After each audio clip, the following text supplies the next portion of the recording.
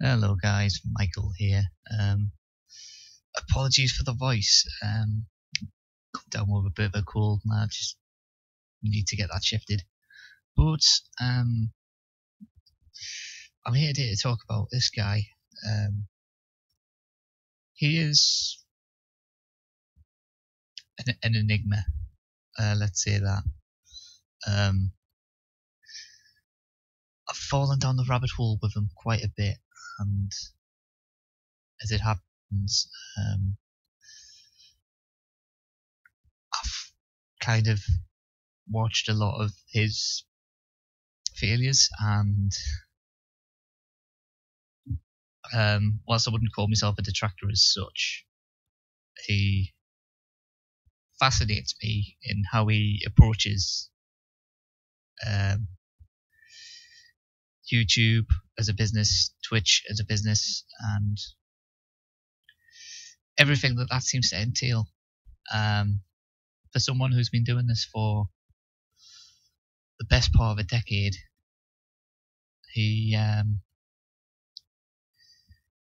his approach is somewhat old school and, dare I say it, antiquated. So we're looking here at his Social Blade. His YouTube's quite interesting because it's, for something that's been around so long, it's seems like it's in a perpetual state of decline, but it's a slow and steady one compared to that collapse there in 2011.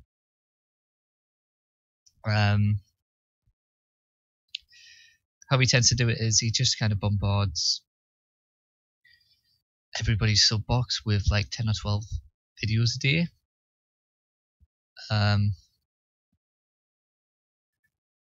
Rather than do edited content, he just basically streams and then puts that up to YouTube to be archived at like 15 minutes a time, because he wants to get as much ad revenue as possible, because he thinks that's how it works. Yeah, and he has been steadfast and staunch in how he thinks this this business should be run, and you can see it's had an effect on his audience, especially maybe this week and the last week and a half, where he's had a bit of drama, and he's had quite a bit of blowback from it. So he's lost, I mean, that's like 120, 130 subs just vanishing in the space of a week. And it's not really got any signs of slowing down. I mean, he's got 180,000 remaining, but still, I don't see that number getting bigger. And on some level, he's recognised this. He's moved to Twitch. He used to previously be on Twitch. Actually, I'll bring that up because, again, it's like when he was previously on Twitch, he actually had quite a following. But he moved to YouTube and then kind of just abandoned his Twitch, and it, unfortunately, I mean, look at those monthly views back in 2014. And he left Twitch over stupid reasons. It was all about bitrate. So he couldn't stream at the quality that he wanted, and he assumes that the quality of your streams is a factor. Don't quite know where he's got that from. But he, yeah.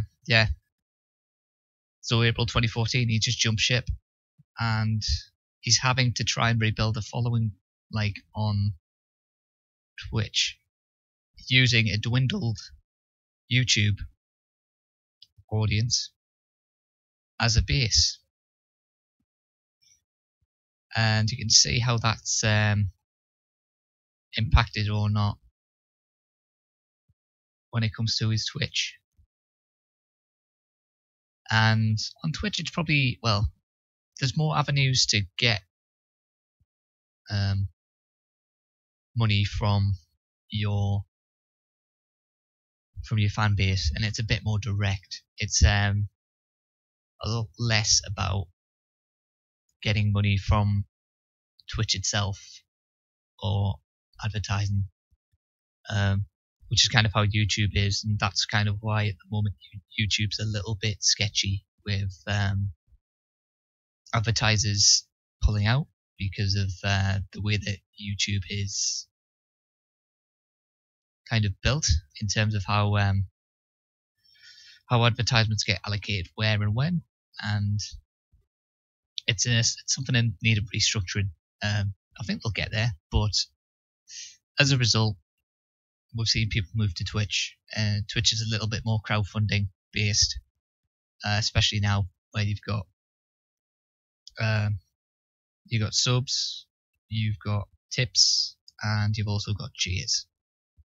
And today we're going to talk about cheers and how Phil likes to utilize cheers and how he likes to get his audience to participate with cheers. Yeah, I use the word participate there quite deliberately because he likes to call people giving him money participation. Got a video here from David Davidson where he actually DSP tries to lay out some ground rules for donating. It's I won't play the whole thing. I think if you want to watch it, you can check the video yourself. It's pretty explicit. There's rules on Twitch. Basically, you're not supposed to beg for cheers and stuff like that. And I think DSP skirts very close to the line on that stuff. But let us press on. So what I decided to do this week was I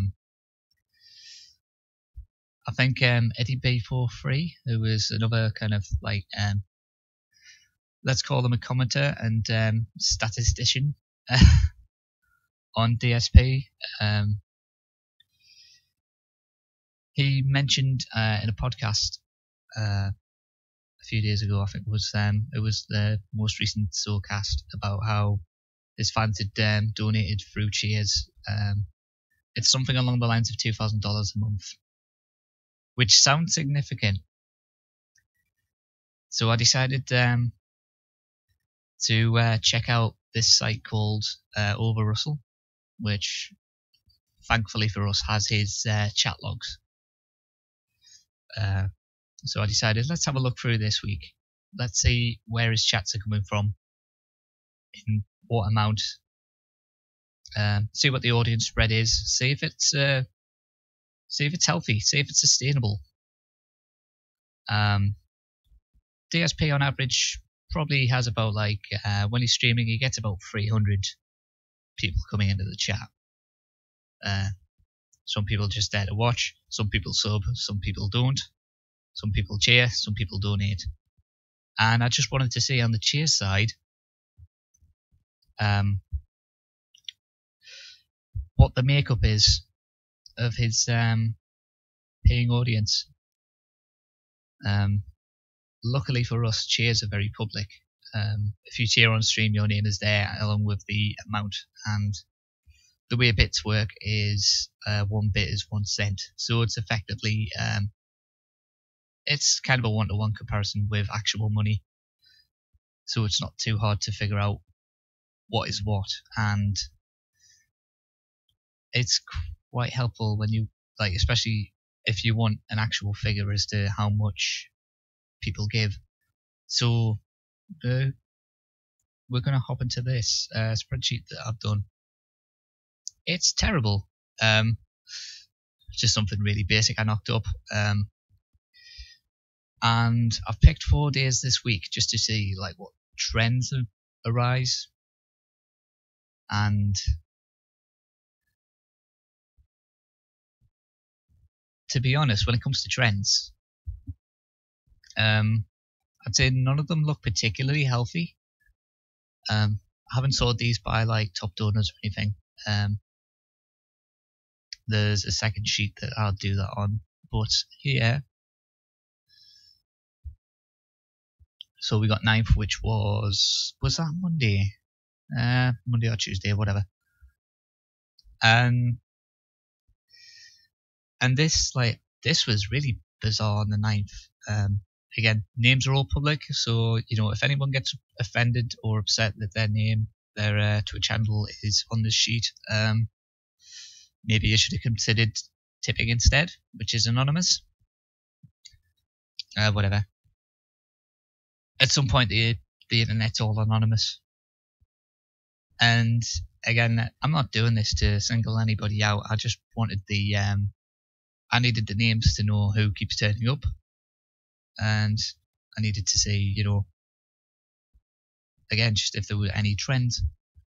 I will say this, for a guy that's got 300 people coming in every stream, having somewhere in the region of 10% cheering,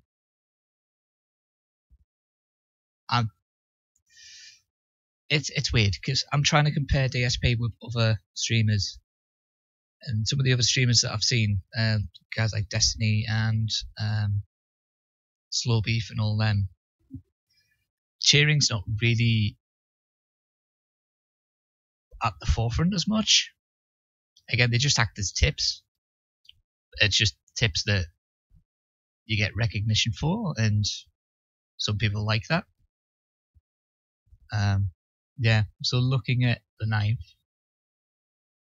he's taken $133.23 on that day, which, sounds alright. Till you realise 100 of it was a one-off donation. And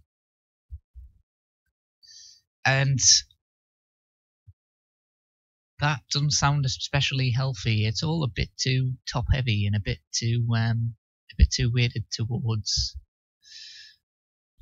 one or two people going big. And this just feels like such an anomaly as well. I mean, this guy, Sto MP2 or Stobe2 or however you want to call it, he's a regular in the chat. But this week, this is the only cheer he's put down, and he's gone big. It's quite surreal. Otherwise, you've just got a day of like 23 bucks.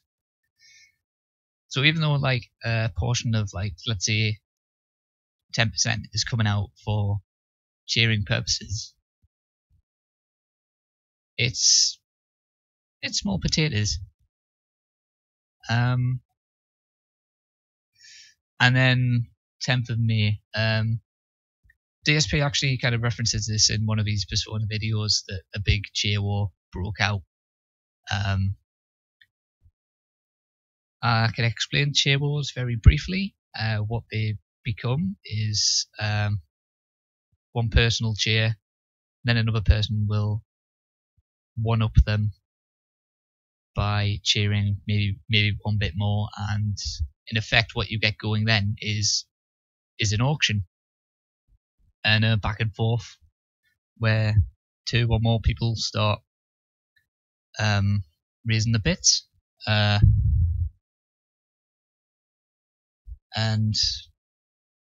it just raises the stakes a bit. And the benefits can be quite obvious, that if something like that breaks out,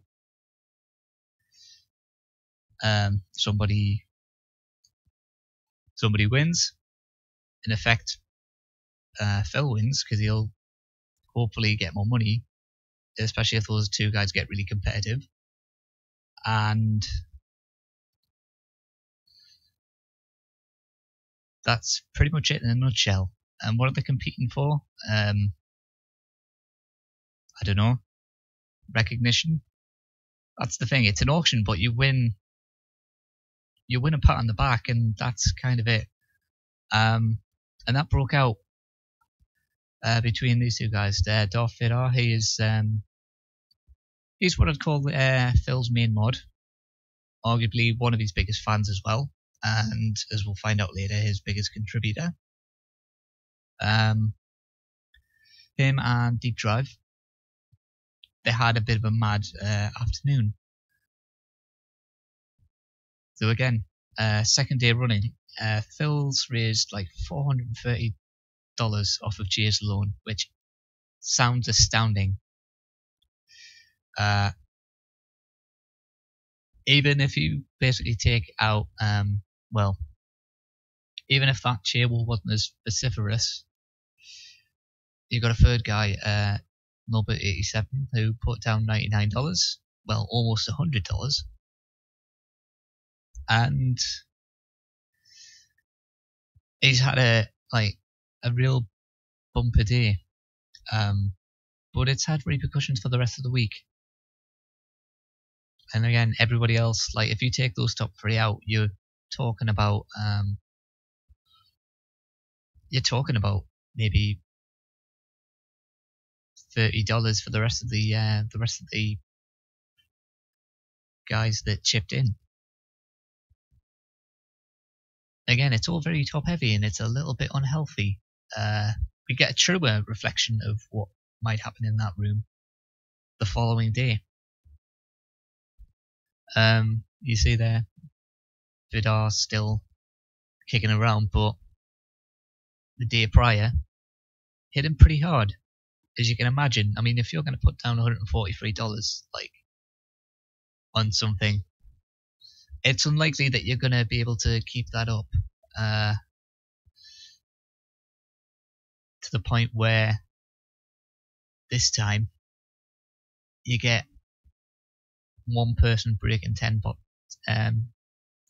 worth of cheers. And consider that was like $10 out of almost 40. It's a little bit of a true reflection of where his fan base is at. It's also like a smaller band of contributors. So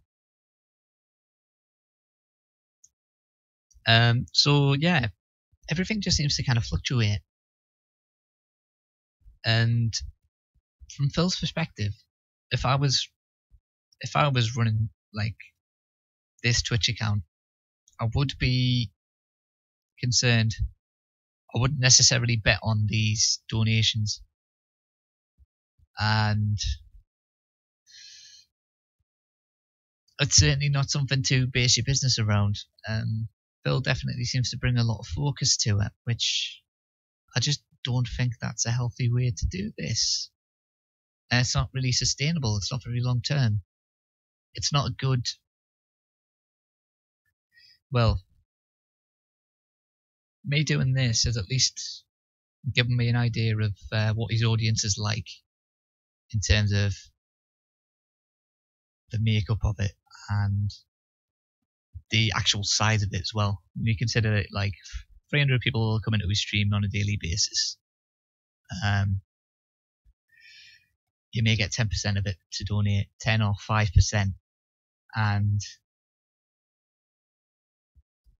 if one of them or two of them or three of them who were big hitters are exhausted by an earlier thing in the week, it's going to dry up. And that's happened kind of 2 days running. It didn't break $50 on the 12th. And again, there's a reliance on some of the big hitters. And when the big hitters have already spent most of their day's efforts on something 2 days ago, that money's not going to be there because they've already blown it. So you see again, it's like on each of the different days, you're getting different cheerleaders, different large contributors, like Stu MP2, who contributed on the 9th. He's basically tapped out for the week, so you're not going to get anything from him till whatever his next pay is or whatever. It's like, it's not something to base your business around. It's all a bit it's dangerous, really. It's dangerous, it's unsustainable, and it's not very well planned out. And yet Phil will bang the drum and say, you know, guys need to cheer, guys need to, you know, get involved. But as we see for the weekly totals, it's laid out all to see. Again, I'm gonna stress it's not a robust set of data. It's like 4 days out of a week. He usually streams maybe 5 or 6 days a week. And to his credit, he is streaming a little bit longer than he used to. He used to do like 3 hours a day, but I think he's got, I think he's up to 6 now. I think he does 2 3-hour streams, maybe. I don't know. It's hard to tell because he spends so much time talking about nothing. And in terms of these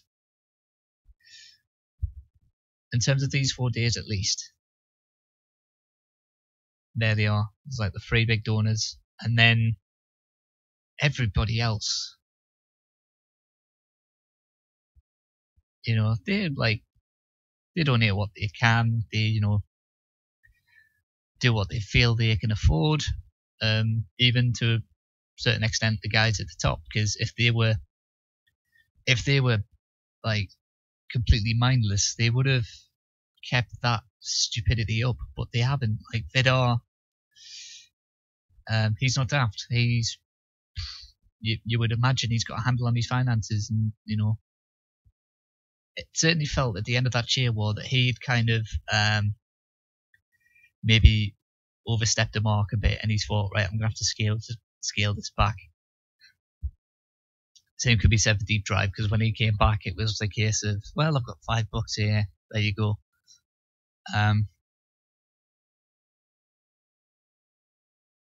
Nobody else, aside from those top 3, have actually put in anything more than $22.50. So whilst he has got some regular donors, I've marked them out here. He's got, for the 4 days, I've marked anyone who's turned up twice or more as regular donors. He has regular, like, he's got subs. He's got regular people who turn up in the chat that don't cheer, but they are subscribed. So, again, I'm not here to kind of single anybody out for, you know, I'm not even going to pour scorn on them, really, because, I mean, it's their money. They can do what they like. What's startling is, without those 3 pillars, this week you only would have got $140, which is fine if you're not banking on cheers to bolster your income or make the majority of it. The way Phil talks, he sounds like he is trying that to happen. I think the problem with Phil, though, is he bangs his drum on about any method to give him income. As I mentioned about his YouTube channel, he's mentioned in the past that Twitch is getting close to making up half his income, which then still means that his YouTube is his flagship. And that's a YouTube account that is losing subscribers. It's losing ad revenue. He decided recently to stop uploading because he wouldn't get any AdSense money from it until he'd sorted out his account. That's another story for another day. And if you want to read that story, there's plenty of places you can go to find it. But let's say he is getting 2,000, maybe 2,500 from donations. Then you got subs on top of that.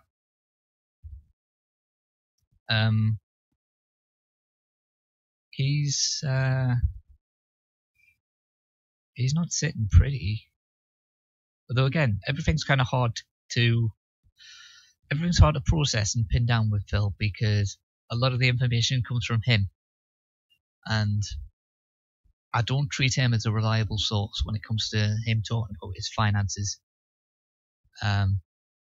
Everybody talks about the liabilities that he's got: his 2 homes, his car, his 2 stupid business, his 2 internet lines that, like, you just need one.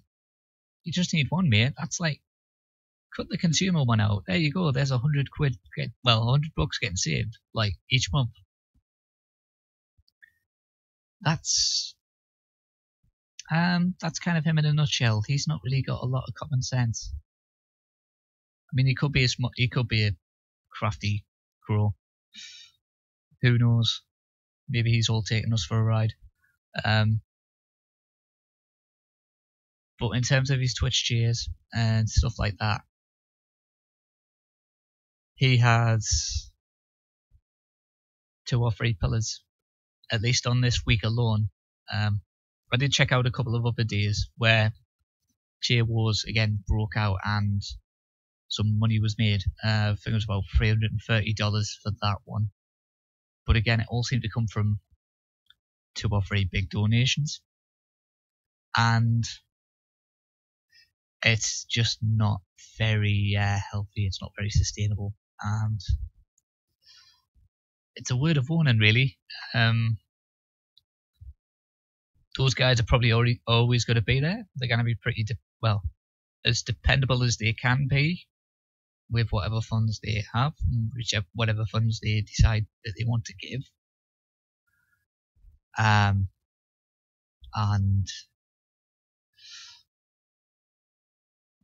it's kind of startling. It's a good barometer, a good reading for how his audience is in terms of how much are willing to, like, crowdfund him and how much they're willing to throw in. Interestingly as well, when I was going through the chat logs,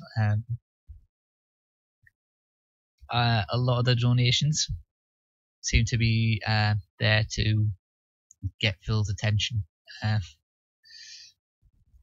It's become a bit of a running joke, really, that he gets the chat to help him through games, because otherwise he'd still be trying to crouch jump in Half-Life. And we see in there, let's have a look. If I bring one of the chat logs up, is this one of him? Yes, it is. Yeah, it's things like this where a cheer comes in and it's mainly just to catch Phil's attention. And again, it's 10 cents, whatever. But throwing somebody a nickel or a dime to effectively look at you and listen to you is it's a little sad. It's a little bit depressing. He's effectively got paid interactions. To fight every week during a heat wave, it's the best way to fight, but he'll still give you a fight, right?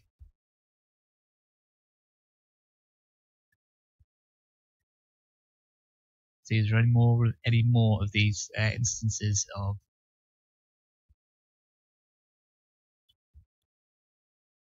people cheering just to point them in the right direction? Yeah. Wolfie again. Remember, you can shove that persona in training and they may learn weaknesses, blah blah blah. Yeah. There's so much of that as well. I mean, they're not putting big money down, so, fair enough. A lot of, as we've seen with the graph, a lot of Phil's donors and donations are actually quite small. And these just seem to be instances of people saying, like, well, I've got a book in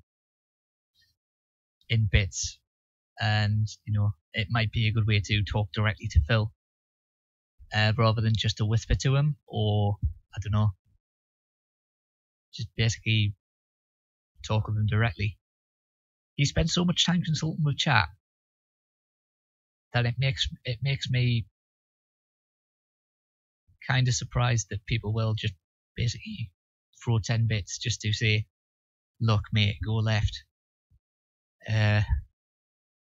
or this guy is weak to fire, for Christ's sake. It's like, it's an evolution of the whole kind of like thanks chat mentality that he's adopted, which if it was serious money I'd be alarmed, but in terms of this, it's kind of like terrible prostitution. Just kind of throw somebody there and saying, hey, look at me, look at me, look at me, look at what I'm telling you.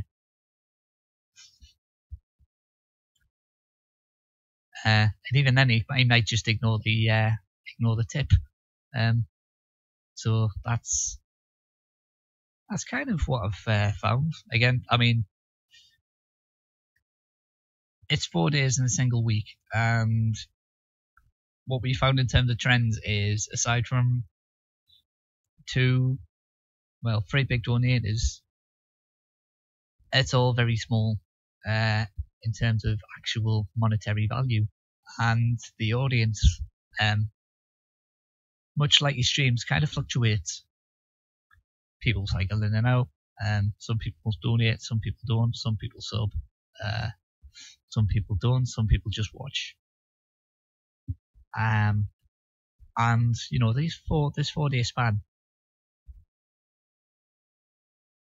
it's not really built on any kind of solid foundations. At best, you have those 3 pillars, but they're not always going to be there. You've got to hope that those 3 pillars are healthy, financially, physically. It's just very. If I was in his shoes, I would definitely be looking to try and just bolster the audience. Just do something drastic, man. Change things up. Don't just beat the same drum, because it'll just get the same results. And as we've seen on your YouTube, same results just get you less and less. So that'll do me. I'm not gonna make this a regular thing. I think this is gonna be the one video that I'll probably do on him and his idea of how to utilize revenue streams. And he's got plenty of revenue streams. He's got his Patreon, he's got his Teespring, he's got his Twitch, he's got his YouTube. And yet he's, for the last 6 months, he's been talking like he's on the brink. It's like $548 over 4 days. Again, it fell off in such a huge way. And without those 3, he's making, I don't want to call it chicken feed, but in his mind it probably is. And for someone who's been doing this for so long, he's been doing it the same way for so long. It's like, I thought when he moved to Twitch, I thought, well, at least given the product that he does, like gameplay, full game playthroughs, he's more suited to Twitch and that model, because people just hop on the stream and they can just use them as background noise. Whereas on YouTube, they might be expected to actually watch the whole thing, which means you have to make that very arresting and a lot more appealing for people to stay on board. And he doesn't edit. Any edited stuff that he does goes on to his other channel, KO Gaming, but that's maybe 4 videos a month. given all the spare time that he still has, I'm amazed that he doesn't change up and he doesn't actually put the effort into creating something that's a little bit more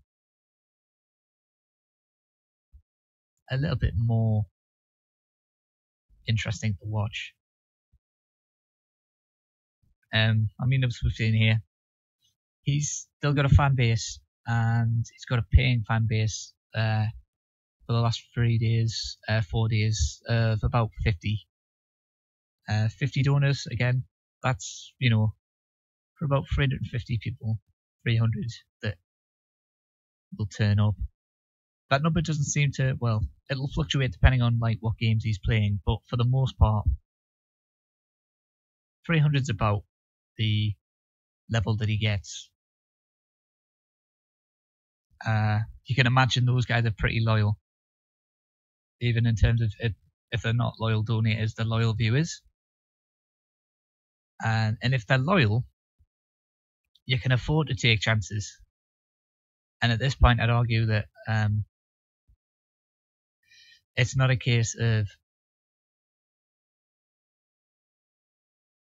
not being able to do it. It's more a case of you'll have to.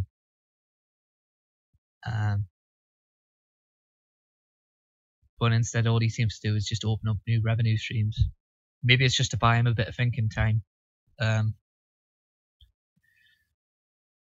just, if you want to survive, just go for it. Take a chance. Jai Ben's getting out.